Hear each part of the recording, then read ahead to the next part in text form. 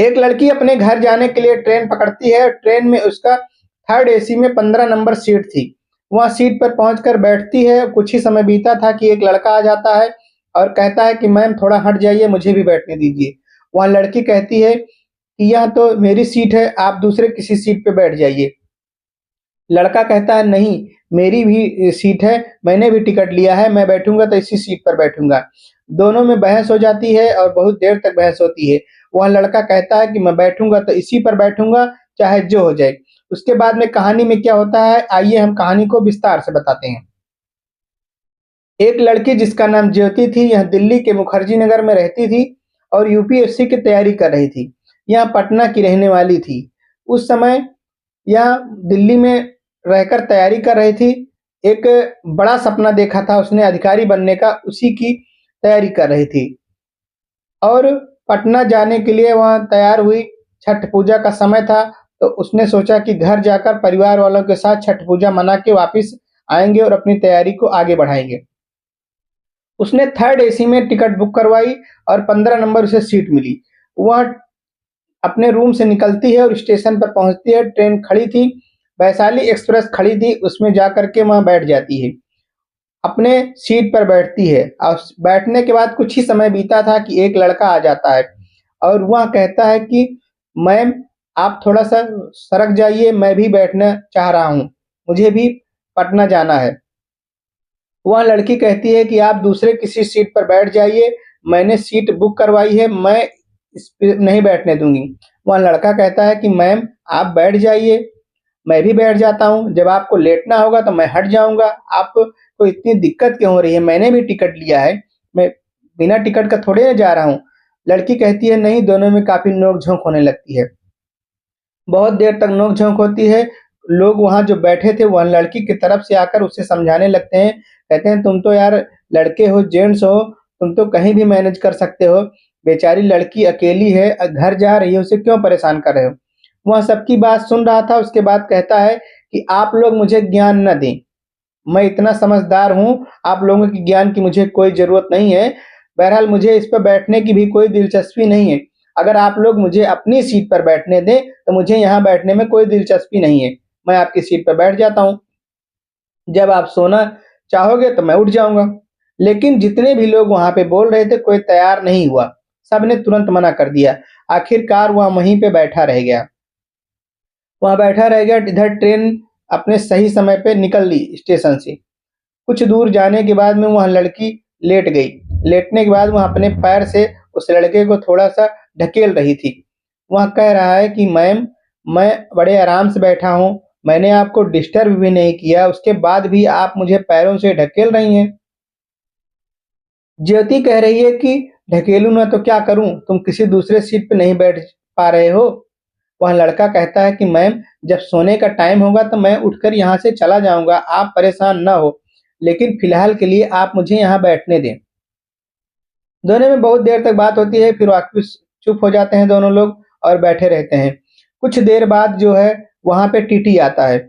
जब टीटी आता है तो कहता है कि लड़की से बोलता है कि अपनी टिकट दिखाओ। लड़की जब बैग में हाथ डालती है तो उसके पास एक छोटी पर्स थी, वह पर्स उसके पास था ही नहीं। वह इधर-उधर ढूँढती है लेकिन नहीं मिलती है। उसने कहा सर, ऐसा लग रहा है कि मैं जो छोटी पर्स थी जिसमें मेरा टिकट था, क्योंकि उसने टिकट खिड़की से निकलवाया था, तो उसके पास उसी पर्स में उसने रखा था। उसने कहा कि सर शायद मैं रूम पे भूल आई हूँ, लेकिन मेरा नाम ज्योति है, मेरी उम्र 24 साल है, आप अपने उसमें चेक कर लीजिए, अपने चार्ट में चेक कर लीजिए। टीटी कहता है ठीक है। टीटी चेक करता है तो उसमें ज्योति नाम की 24 साल की दिखाता है कि हाँ, इसका टिकट है, थर्ड एसी में 15 नंबर में। लेकिन टीटी कहता है कि मैं कैसे मानूँ कि आप ही ज्योति हूँ? आपके पास कोई आईडी प्रूफ़ है? कोई आधार कार्ड वगैरह, पैन कार्ड, ड्राइविंग लाइसेंस या कुछ भी है? ज्योति कहती है सर, मेरे पास कुछ भी नहीं है, मैं जितने भी मेरे डॉक्यूमेंट्स थे सब उसी पर्स में छूट गया और जल्दबाजी में निकलने के चक्कर में रूम पर ही छूट गया।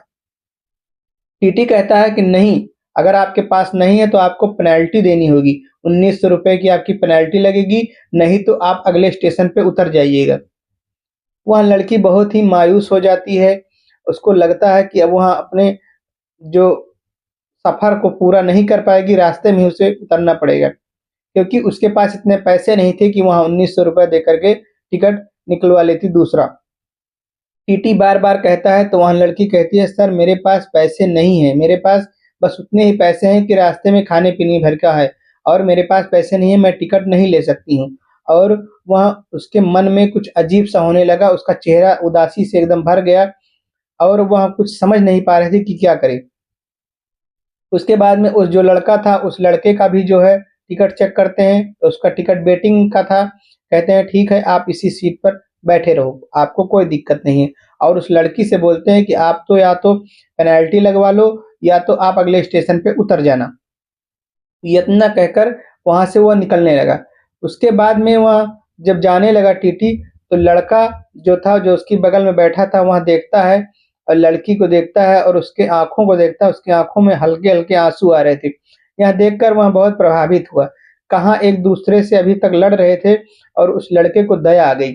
उसने तुरंत टीटी को वापस बुलाया और कहा कि सर, इसका जितना भी पेनल्टी बन रहा है, उसको आप बना दीजिए, नया टिकट बना दीजिए, इसे हाथ में दे दीजिए, मैं पेमेंट कर रहा हूँ। उसके बाद में टीटी 1900 रुपए का टिकट बनाता है, लड़की को देता है और लड़का पेमेंट कर देता है। और उसके बाद में टीटी आराम से वहाँ से चला जाता है। जब वहाँ से चला जाता है, तो लड़की को बड़ी शर्मिंदगी महसूस हुई कि जिससे मैं अभी लड़ रही थी, आखिर में मेरे सपोर्ट में यही लड़का खड़ा हुआ और ना तो मुझे अगले स्टेशन पे उतरना ही पड़ता और मैं अपने घर भी नहीं पहुँच पाती। उसके बाद में जो आगे हुआ था उसके लिए उसने सॉरी बोला और कहा कि आप अपना फ़ोन नंबर दे दीजिए और मैं घर पहुँच कर के आपको पेमेंट कर दूँगी। जो भी आपका पैसा है मैं आपको लौटा दूँगी। लड़का अपना फ़ोन नंबर देता है। उसके बाद में धीरे-धीरे दोनों में नॉर्मल बातें शुरू हो जाने लगती हैं। लड़की सोचती है कि मैं इसके बारे में जानूँ कि यह क्या है, क्या कर रहा है? और इधर लड़का भी सोच रहा है कि मैं इसके भी बारे में जानूँ कि आखिर में है क्या? क्या करती है ये? किस लिए यहाँ दिल्ली में रहती है? पटना क्यों जा रही है? दोनों में धीरे-धीरे बातचीत शुरू हो गई। फिर लड़की ने बताया कि मैं पटना में रह कर के यूपीएससी की तैयारी कर रही हूँ। मेरा एक छोटा भाई है जो यहीं प्राइवेट कॉलेज में पढ़ता भी है और मैं घर जा रही हूँ। छठ पूजा की वजह से मैं घर जा रही हूँ। पूजा खत्म हो जाएगी, उसके बाद मैं वापिस आकर के अपनी तैयारी शुरू कर दूँगी। लड़के से पूछती है लड़की कि अच्छा आप बताओ कि आप क्या करते हो? लड़का कहता है कि आप जो कर रही हो वहाँ करके मैं छोड़ चुका हूँ। अब मैं किसी दूसरे काम में लगा हुआ हूँ। लड़की कहती है कि आप बताएँ तो करते क्या हैं? वह कहता है कि मैं यूपीएससी की तैयारी कर रहा था, लेकिन मेरा बिहार पीसीएस में हो गया और मैं इसी तहसील में कार्यरत हूँ।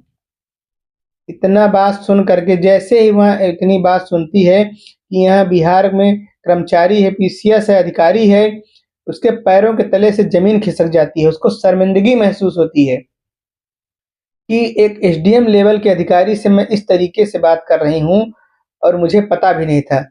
वह सॉरी बोलती है, वह लड़का कहता है कोई बात नहीं, लेकिन आप अगर एस्पिरेंट्स की तैयारी कर रही हैं, यूपीएससी की तैयारी कर रही हैं, तो आपको इस तरीके से मन में विचार नहीं रखने चाहिए। आपको रास्ते में अगर आप अभी इस तरीके से हैं, तो आप अधिकारी बनने के बाद में क्या करेंगी? आपको तो और गुरूर हो जाएगा। आपने उस सीट को खरीद नहीं लिया था, केवल कुछ समय के लिए लिया था, इसके लिए आपको इतना गुरूर था। वहाँ तो नौकरी आपको आजीवन के लिए हो जाएगी, तब तो आप किसी को गिनेंगी भी नहीं। उसके बाद में लड़का समझाता है बड़े प्रेम से, दोनों में फिर नॉर्मल बातें होने लड़की बहुत शर्मा भी रही थी और उसके अंदर से आत्मग्लानि भी हो रही थी कि उसने बहुत गलत किया और एक जो है एसडीएम रैंक के अधिकारी के साथ उसने इस तरीके से बात की। उसके बाद में वह सर, सर कहकर बात करने लगी, सर, सर, सर। और उसके बाद में एक ट्रेन में ही कोल्ड ड्रिंक वाला आता है और चिप्स वाला आता है, तो वहाँ लड़का कोल्ड ड्रिंक और चिप्स लेता है और लड़कियाँ से कहता है कि क्या आप खाओगी इसे? कोल्ड ड्रिंक पियोगी? पहले तो वह मना कर देती है कि मुझे नहीं खाना है, लेकिन लड़कियों का जो स्वभाव होता है, कोल्ड ड्रिंक और चिप्स अगर देख लें तो टूट पड़ती हैं इस पे, गिर-गिर पड़ती हैं। लेकिन अब मना तो कर दिया उसने, लेकिन उसका अंदर से खाने का मन था।